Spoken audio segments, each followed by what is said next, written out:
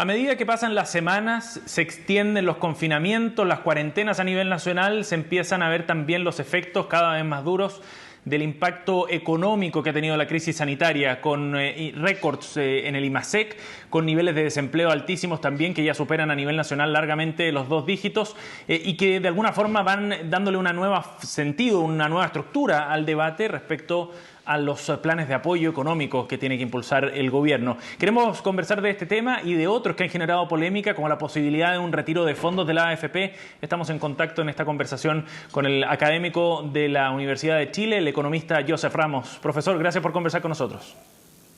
Muy buenas tardes, gusto estar con ustedes.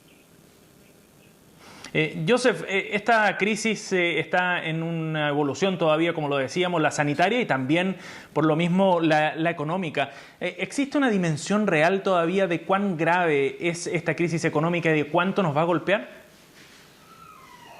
Bueno, tenemos las estimaciones del Banco Central y las del Fondo Monetario, que creo que son los mejores que hay hasta este momento, pero obviamente son tentativas. El propio banco tuvo que elevar significativamente sus proyecciones, o sea, de caída, desde lo que fue a principio de año, ahora a junio. Y la razón es que, a diferencia de otras crisis económicas, esta tiene una causa muy sencilla, o sea, que es sanitaria. Y mientras hay confinamiento, va a haber problemas económicos. O sea, si yo no permito que la gente trabaje, obviamente la producción va a caer.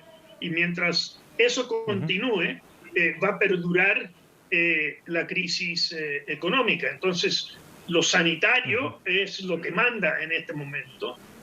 O lo solucionamos, parece que está disminuyendo un poco los contagios, las muertes. Hay la esperanza que hemos visto en los países europeos, que parece que ya están reabriendo de a poco, y que eso puede ser lo que pase en Chile en 1 o 2 meses más. Pero todavía esto es tentativo. Le preguntaba, Joseph, respecto a eso porque en función de cuán grave sea la crisis, sabremos también si es que el plan económico que se ha trazado hasta ahora, basado en un acuerdo además entre la oposición y el gobierno, será suficiente o no. Pero en líneas generales, la forma en la que se ha planteado y con este techo de gasto de hasta 12.000 millones de dólares, ¿sería suficiente para enfrentar el perjuicio económico, sobre todo en aspectos de fondo como los que están afectando al mercado laboral? Bueno, nada es perfecto en este mundo, ¿no? Creo que el acuerdo fue un acuerdo razonable y bien importante. O sea, no está hablando de soluciones para los próximos 3 meses. Es un acuerdo para 24 meses. O sea, vislumbra que hayan recursos para la reactivación. O sea, que aun cuando se vaya soltando el confinamiento, la reactivación, bueno, empieza a darse, pero uno quiere que se dé con la mayor fuerza posible. Y eso requiere, y hay al menos 2 medidas que tienen contempladas ahí: subsidios a la recontratación de empleo, y en segundo lugar, importante incremento en gasto público, en obras públicas y en viviendas para gatillar la economía. Si eso será suficiente, volvemos al punto anterior. No sabemos cuánto va a durar esto y por consiguiente cuán profundo es. Pero la esperanza, para no ser apocalíptica en esto, es los europeos han vivido esto con un poquito más de antelación que nosotros y ya están empezando a repuntar. Entonces, es razonable pensar que en cosa de 2 meses empiece lo mismo en Chile y podamos pasar a la etapa de reactivación. Y Joseph, ¿y usted cree que esta crisis puede dejar secuelas de largo plazo en algunos aspectos importantes de la economía, en el mercado laboral, por ejemplo, cuando nos hemos enterado que se han perdido 1,5 millones de puestos de empleo en un año? Bueno, efectivamente, o, por ejemplo, respecto a materias de productividad, etcétera. Bueno, digamos, el empleo depende de la producción de las ventas. Y en este caso, si permitimos que la gente trabaje. Las proyecciones, vuelvo a las proyecciones, que lo mejor que tenemos, que son las del Banco Central y del Fondo Monetario, es que este año, pongamos que caiga la producción 7%, pero se proyecta que el año que viene va a haber un repunte, pero menor, 5%. y por consiguiente no va a ser hasta el 2022, según estos pronósticos, que vayamos a alcanzar los niveles de producción del 2020.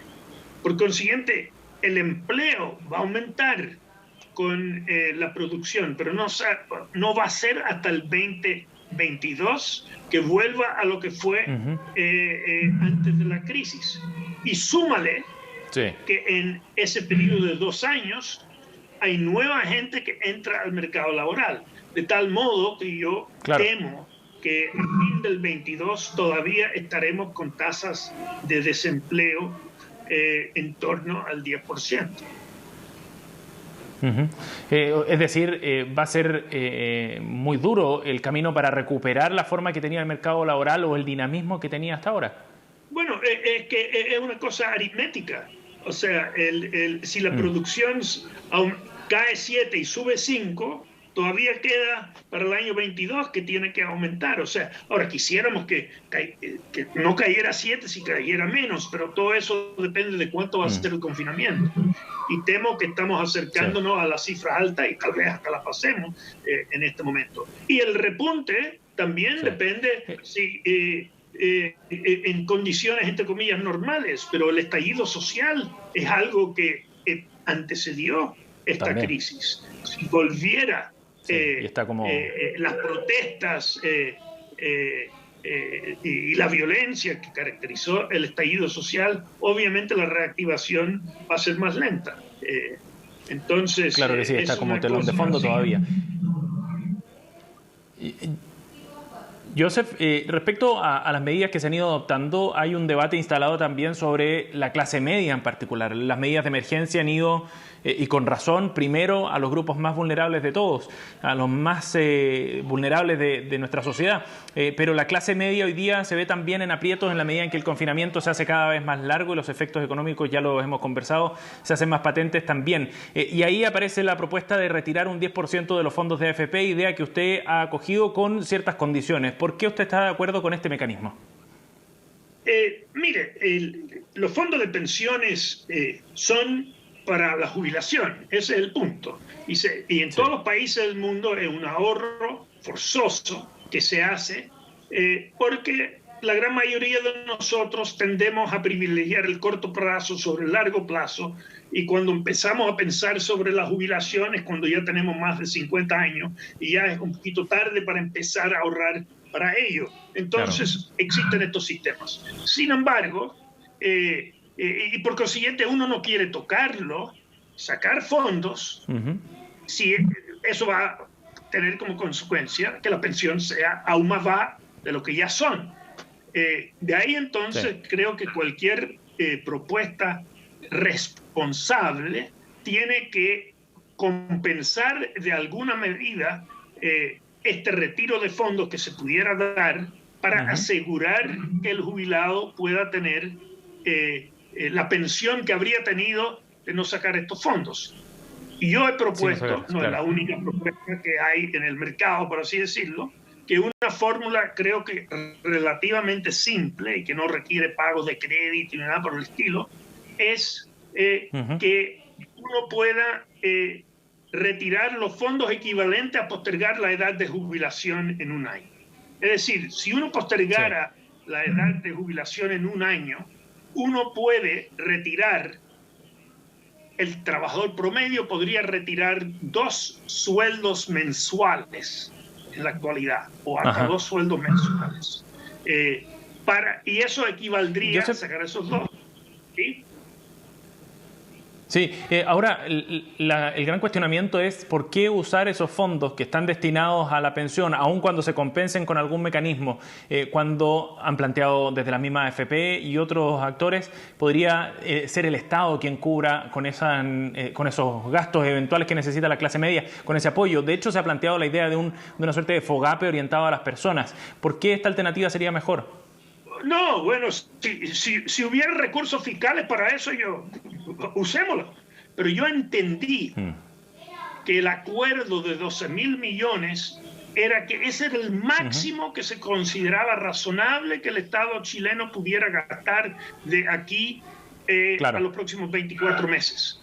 Si eso da para estos otros fines, no hay problema que se use. Ahora, en el caso que no fuera suficiente esos 12.000 millones y que se considere, porque ¿cuál es el límite de gasto fiscal? No sé, que entonces se considere esta medida, pero evidentemente primero ocupemos los recursos que estamos contemplando, que se acaban de aprobar, que se acaba de aprobar como un límite máximo. Ahora, si dentro de eso se puede ocupar, bueno, que se ocupe y no se toque nada más. Sí.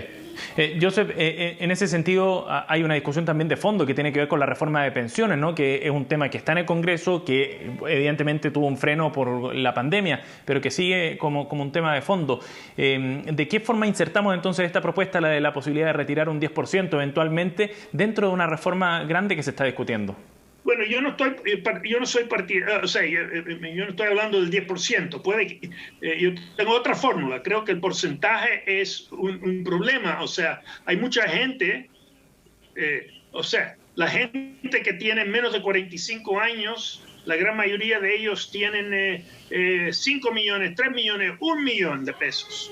10% va a ser muy insuficiente. Entonces, yo creo que por eso es que propongo un monto más que un porcentaje, y que el monto guarde relación tal vez con los ingresos que la persona por la cual impone. Y esa es la esencia de mi propuesta.